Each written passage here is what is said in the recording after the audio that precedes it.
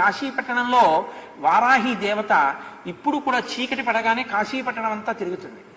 చీకటి పడగానే గుళ్ళోకి వెళ్ళిపోయి తలుపులు వేసేసుకుంటాం. అందుకే సూర్యోదయం అయితే ఇంకా వారాహి దర్శనం ఉండదు కాశీలో, మనం చూడలేం కూడా. ఆ వారాహి యొక్క స్వరూపాన్ని దగ్గరగా నిలబడి చూడడానికి ఎవరికి ధైర్యం సరిపోదు. అందుకని ఏం చేస్తారంటే వారాహి దేవాలయం పైకప్పెక్కి సూర్యోదయానికి పూర్వమే పైన కన్నాలు ఉంటాయి, ఆ కన్నాల్లోంచి చూడాలి వారాహిని. కన్నాల్లోంచి చూసినందుకే ఉద్వేగం కలుగుతుంది.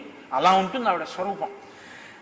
లలితా సహస్రంలో చెప్తారే దండనాయకి, ఆవిడ సర్వసైన్యాధ్యక్షురాలు లలితాదేవికి. ఆ వారాహి ఇప్పటికీ కాశీలో తిరుగుతుంది. రాత్రి వేళ లోపలికి వెళ్ళిపోతుంది, తెల్లవారుతుండగా లోపలికి వెళుతుంది.